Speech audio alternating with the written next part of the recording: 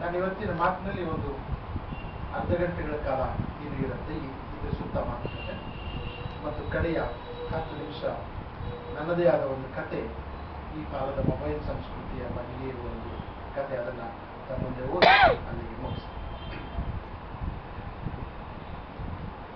ಒಂದು ಸ್ವಲ್ಪ ಈ ಜನಪ್ರಿಯ ಸಂಸ್ಕೃತಿ ಅಂತ ನಾವೇನು ವಿವರಿಸ್ಕೊಂಡಿದ್ದೀವಿ ಅದ್ರ ಬಗ್ಗೆ ಕೆಲವು ಆತಂಕಗಳಿಂದಲೇ ನನ್ನ ಮಾತುಗಳು ಇವೆ ಅನ್ನೋದು ನಿಜ. ಅದರ ಬಗ್ಗೆ ಬಹಳ ಆಶಾದಾಯಕವಾದ ಮಾತುಗಳನ್ನು ಆಡುವ ಸಾಧ್ಯತೆ ಇದೆ ಅನ್ನೋದನ್ನ ನನ್ನ ಇನ್ನೂ ಕೆಲವು ಸ್ನೇಹಿತರು ತೋರಿಸಿದ್ದಾರೆ.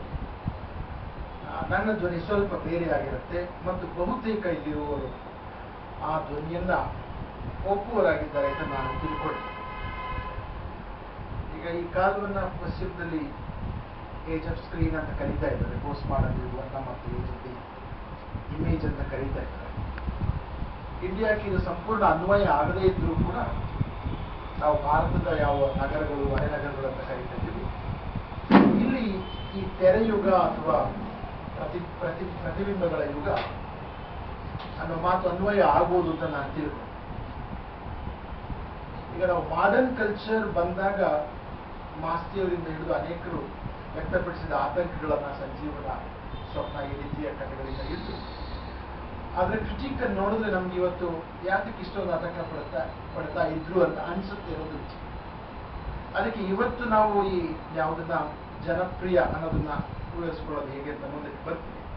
ಇದ್ರ ಬಗ್ಗೆ ನಾವು ತೋರಿಸ್ತಾ ಇರುವ ಒಂದು ರೀತಿಯ ಆತಂಕ ಕೂಡ ಆ ರೀತಿ ಇರ್ಬೋದೇ ಅಥವಾ ಅನುಮಾನ ಕೂಡ ನನಗೆ ಇದೆ. ಆದ್ರೆ ಒಂದು ಡಿಫ್ರೆನ್ಸಿಯೇಷನ್ ನಾನು ಮಾಡೋದಕ್ಕೆ ಪ್ರಯತ್ನ ಮಾಡ್ತೀನಿ. ಅಂದ್ರೆ ಮಾಡರ್ನ್ ಕಲ್ಚರ್ ಅನ್ನೋದು ಭಾರತಕ್ಕೆ ಬಂದಾಗ 50-60 ವರ್ಷಗಳ ಹಿಂದೆ ಅದು ವೈಚಾರಿಕತೆ ಅನ್ನೋದು ರೂಪದಲ್ಲಿ, ಸೆಕ್ಯುಲರಿಸಮ್ ಅನ್ನೋದು ರೂಪದಲ್ಲಿ, ಅಥವಾ ವಿಧವಾದ ಸಿದ್ಧಾಂತಗಳ ರೂಪದಲ್ಲಿ, ಅಥವಾ ಈಕ್ವಾಲಿಟಿ, ಜೆಂಡರ್ ಈಕ್ವಾಲಿಟಿ ಪ್ರಶ್ನೆಯನ್ನು ತಗೊಂಡು ಅಥವಾ ಡೆಮಾಕ್ರಸಿ ತಗೊಂಡು ಈ ಎಲ್ಲ ತತ್ವಗಳ ಜೊತೆಗೆ ಮಾಡರ್ನ್ ಕಲ್ಚರ್ ಅನ್ನೋದು ಬಂದಿದೆ. So that is where I want to differentiate between the modern and the post modern culture that is emerging today. ಸೊ ಅದು ಮೈಂಡ್ ಲಿಬರೇಟ್ ಮಾಡುವ ಅನೇಕ ತತ್ವಗಳು ಅವತ್ತು ನಾವು ಅದ್ರ ಜೊತೆಗೆ ಬಂದಿದೆ. ಅವತ್ತು ಬಂದಿರುವ ಎಕ್ಸಿಸ್ಟೆನ್ಷಿಯಲಿಸಮ್ ಇರ್ಬೋದು, ಫೆಮಿನಿಸಮ್ ಇರ್ಬೋದು, ಭಾರತದಲ್ಲೇ ರೂಪುಗೊಂಡ ಭಾರತದಲ್ಲಿ ಬೇರೆ ರೀತಿಯಲ್ಲಿ ಬೆಳೆದ ಮಾರ್ಕ್ಸ್ವಾದ ಇರ್ಬೋದು, ಅಂಬೇಡ್ಕರಿಸಮ್ ಇರ್ಬೋದು, ಸೋಷಿಯಲಿಸಮ್ ಇರ್ಬೋದು, ಇವೆಲ್ಲ ಒಂದು ಕಲ್ಚರ್ನಲ್ಲಿ ನಿರಂತರವಾಗಿ ಒಂದು ಕ್ರಿಟಿಕಲ್ ಆದ ಥಿಂಕಿಂಗ್ ಆಗಿ ನಮ್ಮ ಜೊತೆಗೆ ಬೆಳೆದ. ಸೊ ಆಗ ಏನೋ ಅದು ನಮ್ಮ ಅಭಿರುಚಿಯನ್ನ, ನಮ್ಮ ಚಿಂತನೆಯನ್ನ ತಿದ್ದುವ ಚಿಂತನೆಗಳಾಗಿ ಕೂಡ ಅವು ಬಂದಿವೆ. ಅದರಿಂದ ಅವು ಲಿಟ್ರೇಚರ್ನಲ್ಲಿ, ಆರ್ಟ್ನಲ್ಲಿ ನಾನು ವಿದ್ಯಾಶಂಕರ್ ಹೇಳಿದಾಗೆ ಸಾಹಿತ್ಯದ ವಿದ್ಯಾರ್ಥಿಯಾಗಿ ಆ ಕೇಂದ್ರದಿಂದಲೇ ಈ ವಸ್ತುವನ್ನು ಅಪ್ರೋಚ್ ಮಾಡ್ತಾ ಇದ್ದೀನಿ ಅನ್ನೋದು ಕೂಡ ನಿಜತೆ. ಇವೆಲ್ಲ ಕ್ರಿಟಿಕಲ್ ಸೆನ್ಸಿಬಿಲಿಟಿ, ಇವೆಲ್ಲ ಸಿದ್ಧಾಂತಗಳನ್ನ ಕ್ರಿಟಿಕಲ್ ಸೆನ್ಸಿಬಿಲಿಟಿ ಅದು ಲಿಟ್ರೇಚರ್ನಲ್ಲಿ ಹೆಚ್ಚಿರ್ಬೋದು, ಆರ್ಟ್ನಲ್ಲಿ ಹೆಚ್ಚು ಕಾಣಬಹುದು, ಥಿಯೇಟರ್ನಲ್ಲಿ ಹೆಚ್ಚು ಕಾಣಬಹುದು. ಮೀಡಿಯಾದಲ್ಲಿ ಅದರ ಇನ್ನೊಂದು ಹಂತದಲ್ಲಿ ಅದು ಬಹಳ ಗಾಢವಾಗಿರುತ್ತೆ. ಪಾಲಿಟಿಕ್ಸ್ನಲ್ಲಿ ಅದು ಇಲ್ಲದೆ ಇರೋದೇ, ಅದು ಸಂಪೂರ್ಣವಾಗಿ ಕಾಣದೇ ಇರೋದೇ ಇವತ್ತಿನ ಪೋಸ್ಟ್ ಮಾಡರ್ನ್ ಕಲ್ಚರ್ ಎಮರ್ಜ್ ಆಗ್ತಿದ್ದಿಲ್ಲ. ಅದ್ರ ಬಗ್ಗೆ ನಾವು ಆತಂಕ ವ್ಯಕ್ತಪಡಿಸಬೇಕಾಗಿರೋದು ನಾನು ತಿಳ್ಕೊಂಡಿದ್ದೆ. ಅದರಿಂದ ಈಗ ಇವೆಲ್ಲ ಶಿಫ್ಟ್ ಆಗಿ ಇವತ್ತು ಎಮರ್ಜ್ ಆಗ್ತಾ ಇರುವ ಈ ಪಾಪ್ಯುಲರ್ ಅಂತಲಾದ ಕಲ್ಚರ್ ಬಗ್ಗೆ ಕೆಲವು ಮಾತುಗಳನ್ನು ನಾನು ಅದರ ಡಿಫ್ರೆನ್ಸ್ ತೋರಿಸಿ ಹೇಳೋದಕ್ಕೆ ಪ್ರಯತ್ನ ಮಾಡ್ತಾ ಇದ್ದೀನಿ. ಯಾವುದನ್ನ ಪಾಪ್ಯುಲರ್ ಅಂತ ಅಂತೀವಿ ಅದು ಕೂಡ ಇವತ್ತು ಪಾಪ್ಯುಲರ್ ಅಂತ ನಾವು ಹೇಳುವ ಸ್ಥಿತಿಯಲ್ಲಿ ಇಲ್ಲ ಅಂತ ಕಾಣುತ್ತೆ. ನಾವು ಶಬ್ದವನ್ನು ಏನಾದರೂ ಬದಲಾವಣೆ ಕೂಡ ಮಾಡಬೇಕು ಅಂತ ಕಾಣುತ್ತೆ. ಯಾಕೆಂದ್ರೆ ಪಾಪ್ಯುಲರ್ ದುಡಿಯುವ ಸಂಸ್ಕೃತಿಗಳಲ್ಲಿ ಕೆಲವು ರೀತಿಯ ಹಾಡುಗಳು, ಕೆಲವು ರೀತಿಯಾಗಿ ಸೃಷ್ಟಿಯಾಗುತ್ತೆ, ಅವು ಪಾಪ್ಯುಲರ್ ಆಗುತ್ತೆ. ಯಾಕೆಂದ್ರೆ ಅವ್ರಿಗೆ ಸಂಬಂಧಿಸಿದ ಜನಪದ ಸಂಸ್ಕೃತಿಯಲ್ಲಿ ಪಾಪ್ಯುಲರ್ ಅಂದ್ರೆ ಅದು ಬೇರೆ ರೀತಿಯ ಅವರ ನಂಬಿಕೆಗಳನ್ನು ನಾವು ರೀಟ್ರೇಟ್ ಮಾಡ್ತಾ ಇರೋದಕ್ಕೆ ಪಾಪ್ಯುಲರ್ ಆಗಿದೆ. ಅಥವಾ ಮಧ್ಯಮ ವರ್ಗಕ್ಕೆ ಬಹಳ ಪ್ರಿಯವಾದ ಕೆಲವು ಕಥೆಗಳು ಬಂತು, ಪಾಪ್ಯುಲರ್ ಆಗಿರ್ಬೋದು. ಆ ಪಾಪ್ಯುಲಾರಿಟಿಗೂ ಅಥವಾ ಸರ್ವಜ್ಞನ ಪಾಪ್ಯುಲಾರಿಟಿಗೂ, ಆ ರೀತಿ ಪಾಪ್ಯುಲಾರಿಟಿಗೂ ಇವತ್ತು ನಾವು ಪಾಪ್ಯುಲರ್ ಅಂತ ಏನ್ ಕರಿತೀವಿ ಅದನ್ನ ಪಾಪ್ಯುಲರ್ ಅನ್ನೋದಕ್ಕೂ ಸ್ವಲ್ಪ ಹಿಂಜರಿದು ನೋಡಬೇಕು ಅಂತ ನನಗೆ ಅನಿಸುತ್ತೆ. ಯಾಕೆಂದ್ರೆ ಇದು ಮ್ಯಾನಿಪುಲೇಟೆಡ್ ಪಾಪ್ಯುಲಾರಿಟಿನೋ ಜನಪ್ರಿಯತೆನೋ ಅಂತ ಒಂದ್ಸರಿ ನಾವು ನೋಡ್ಬೇಕು. ಇದು ಮ್ಯಾನುಫ್ಯಾಕ್ಚರ್ಡ್, ಉತ್ಪಾದಿತ ಜನಪ್ರಿಯತೆನೋ ಅಥವಾ ನಿಜವಾಗ್ಲೂ ಜನಪ್ರಿಯತೆನೋ ಅನ್ನೋದನ್ನ ಪ್ರಶ್ನೆ ನಾವು ಒಂದು ಸ್ವಲ್ಪ ಚರ್ಚೆ ಮಾಡಬೇಕು ಅಂತ ನನಗೆ. ಯಾಕೋ ಈ ಜನಪ್ರಿಯ ಅನ್ನೋದಕ್ಕಿಂತ ನಾನೇ ಕೊಟ್ಟೆ ಅದನ್ನ ಶಬ್ದ, ಯಾಕಂದ್ರೆ for want of A better term I actually gave it, ಅದು ಸರಿ. ಆದ್ರೆ ಜನಪರಿಚಿತ ಅಥವಾ ಜನಬಳಕೆಯ ಅಥವಾ ಜನರಿಗೆ ಪದೇ ಪದೇ ಕಣ್ಣಿಗೆ ಬೀಳುವ ಕಿವಿಗೆ ಬೀಳುವ ಹೇರಲಾದ ಒಂದು ಎಮರ್ಜ್ ಆಗ್ತಾ ಇದೆಯಲ್ಲ ಕಲ್ಚರ್, ಅದು ಇದು ಅಂತ ನಾನೀಗ ಅಂದುಕೊಂಡೆ. ನಾನು ಒಂದು ಬಸ್ನಲ್ಲಿ ಹೋಗ್ತಾ ಇದ್ದೆ, ಅದು ನನಗೆ ಆಯ್ಕೆನೇ ಇಲ್ಲ, ಅದು ಸಿನಿಮಾನ ತೋರ್ಸಕ್ಕೆ ಶುರು ಮಾಡಿ. ಅದು ನಾನು BTS ಬಸ್ನಲ್ಲಿ ಹೋಗ್ತಾ ಇದ್ದೆ, ನನಗೆ ಆಯ್ಕೆನೇ ಇಲ್ಲ, ಅದೊಂದು ಆ ಹೊಸ ಹಾಡನ್ನು ಅದು ಹಾಕಿ ನನ್ನ ತಲೆ ಮೇಲೆ ಅದು ಎರಗಿಸ್ತಾ ಇದೆ. ಸೊ ಇದು ಮ್ಯಾನುಫ್ಯಾಕ್ಚರ್ಡ್ ಪಾಪ್ಯುಲಾರಿಟಿನ, ನನಗೆ ಬೇಕಾದ ಪಾಪ್ಯುಲಾರಿಟಿನ ಅನ್ನೋದು ಒಂದು ಕಡೆ ಇರುತ್ತೆ. ಈಗ ಪದೇ ಪದೇ ಇವು ಕಣ್ಣಿಗೆ ಬೀಳ್ತಾ ಇರೋದ್ರಿಂದ ಮತ್ತು ಕಿವಿಗೆ ಬೀಳ್ತಾ ಇರೋದ್ರಿಂದ ಇವು ವಿಧ ವಿಧವಾದ ಕಲ್ಚರ್ಗಳನ್ನು ಹುಟ್ಟಾಕ್ತಾ ಇವೆ ಅಂತಂದ್ರೆ ಕಲ್ಚರ್ ಡೆಫಿನೇಷನ್ ಇವತ್ತು ಚೇಂಜ್ ಆಗಿದೆ. ಹಿಂದೆ ನಾವು ಕಲ್ಚರ್ ಅಂದ್ರೆ ಯಾವುದನ್ನ ಬಹಳ ಶ್ರೇಷ್ಠವಾದದ್ದು ಪ್ರಿಸರ್ವ್ ಮಾಡೋದು ಅಂತ ತಿಳ್ಕೊಂಡಿದ್ದು, ಅದು ಹೋಗಿ ವಿಧ ವಿಧವಾದ ಕಲ್ಚರ್ಗಳು ಎಮರ್ಜ್ ಆಗ್ತಾ ಇವೆ. ಅವು ಒಳ್ಳೆಯದಕ್ಕೂ ಮತ್ತು ಅನೇಕ ಸರಿ ನಕಾರಾತ್ಮಕವಾಗಿ ಅನ್ನೋದನ್ನ ನಾವು ಗಮನಿಸ್ತಾ ಬಂದಿದ್ದೀವಿ. ಸೊ ಈ ಹಿನ್ನೆಲೆಯಲ್ಲಿ ಒಂದು ಕಡೆ ಒಂದು ರೀತಿಯ ಪೊಲಿಟಿಕಲ್ ಕಲ್ಚರ್ ಎಮರ್ಜ್ ಆಗ್ತಾ ಇದೆ, ಇನ್ನೊಂದು ರೀತಿಯ ರಿಲಿಜಿಯಸ್ ಕಲ್ಚರ್ ಎಮರ್ಜ್ ಆಗ್ತಾ ಇದೆ, ಇನ್ನೊಂದು ರೀತಿಯ ಅಕಾಡೆಮಿಕ್ ಕಲ್ಚರ್ ಎಮರ್ಜ್ ಆಗ್ತಾ ಇದೆ, ಇದೆಲ್ಲದರ ಜೊತೆಗೆ ಮೀಡಿಯಾ ಕಲ್ಚರ್ ಎಮರ್ಜ್ ಆಗ್ತಾ ಇದೆ.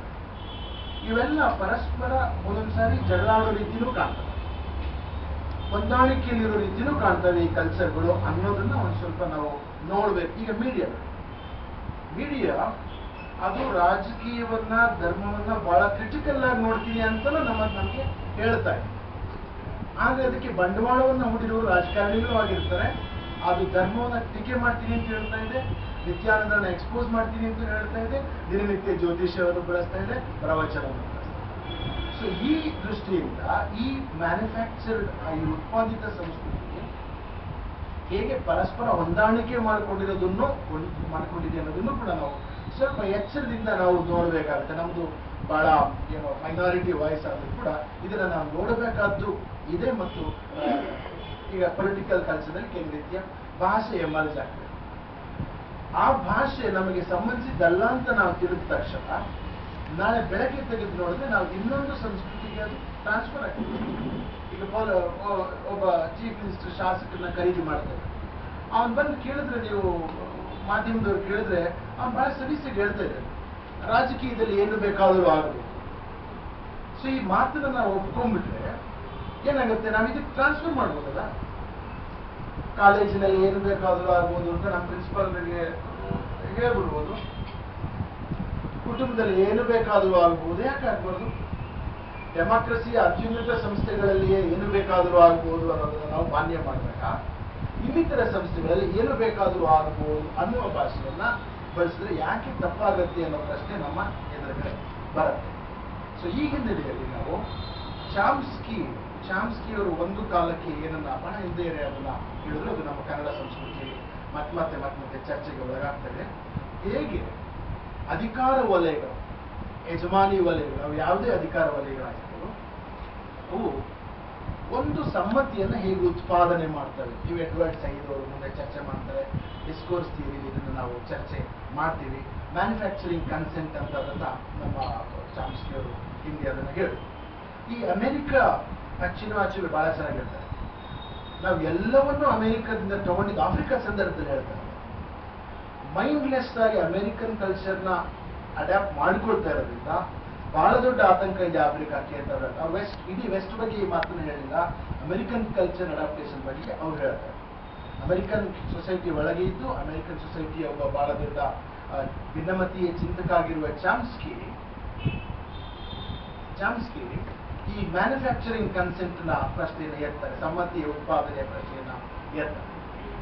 ಈ ಸಮ್ಮತಿಯ ಉತ್ಪಾದನೆ ನಾನೀಗಾಗಲೇ ಹೇಳಿದಾಗೆ ಪೊಲಿಟಿಕಲ್ ಕಲ್ಚರ್ ನಲ್ಲಿ ಆರಂಭವಾದದ್ದು, ಇನ್ನುಳಿದ ಎಲ್ಲ ಸಂಸ್ಕೃತಿಗಳಲ್ಲಿ ಆಗ್ತಾ ಇರುವುದೇನೆ ಬಹಳ ದೊಡ್ಡ ಡೇಂಜರ್. ಯಾವುದಕ್ಕೆ ಅಂದ್ರೆ ಡೆಮಾಕ್ರಸಿಗೆ ಅಂತ ನಾನು ಅನ್ಕೊಂಡೆ. ಈಗ ಶಿಕ್ಷಣ ಸಂಸ್ಥೆಗಳು ಕೂಡ ಕನ್ಸೆಂಟ್, ಮೊನ್ನೆ ನಾನೊಂದು ಚರ್ಚೆಯನ್ನು ನೋಡ್ತಾ ಇದ್ದೆ.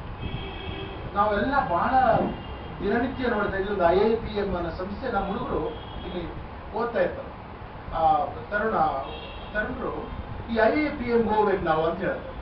ಅದು IITಗಿಂತ ಜೋರಾಗಿದೆ. ಯಾರು ಹೇಳಿದ್ರು ನಿಮ್ಗೆ ಅಂತ? ಇಲ್ಲ ಸರ್, ನಮ್ಗೆ ಅದು ಏನೋ ಅದು ಗ್ರೇಟ್. ಎಲ್ಲಿಂದ ಸೃಷ್ಟಿಯಾಯಿತು ಅಂತ ಹೇಳಿದ್ರೆ, ಇದು ಡೆಫಿನೆಟ್ ಆಗಿ ನಾವು ಇವತ್ತು ದಿನನಿತ್ಯ ಕಿವಿ ಕೊಡ್ತಾ ಇರುವ, ಕಣ್ಣಿಗೆ ಬೀಳ್ತಾ ಇರುವ ಅಡ್ವರ್ಟೈಸಿಂಗ್ ಕಲ್ಚರ್ ಇಂದ ಇದು ಸೃಷ್ಟಿಯಾಗಿದೆ ಅನ್ನೋದನ್ನ ನಾವು ಮರೆತು ಬಿಡ್ತೀವಿ. ಆ ಮಕ್ಕಳು ವಿತೌಟ್ ಎನಿ ಹೆಸಿಟೇಷನ್ ಈ ಸಂಸ್ಥೆಗೆ ಓಟ್ ಹಾಕ್ತಾರೆ. ಮೊನ್ನೆ NDTV ಅವರೊಂದು ಚರ್ಚೆ ಆರಂಭ ಮಾಡಿದಾಗ ಅಲ್ಲಿ ಇರುವ ಹುಡುಗರು ಅಲ್ಲಿರುವ ಅನೇಕ ಸಮಸ್ಯೆಗಳ ಬಗ್ಗೆ ಚರ್ಚೆ ಮಾಡೋದಕ್ಕೆ ಶುರು. ನಾವು ಯಾವುದನ್ನ ಮ್ಯಾನುಫ್ಯಾಕ್ಚರ್ ಮಾಡಿ ಯಾವುದನ್ನ ಪೊಲಿಟಿಕ್ಸ್ ನಲ್ಲಿ ಮ್ಯಾನುಫ್ಯಾಕ್ಚರ್ ಮಾಡ್ತೀವಿ ಅದು ಶಿಕ್ಷಣ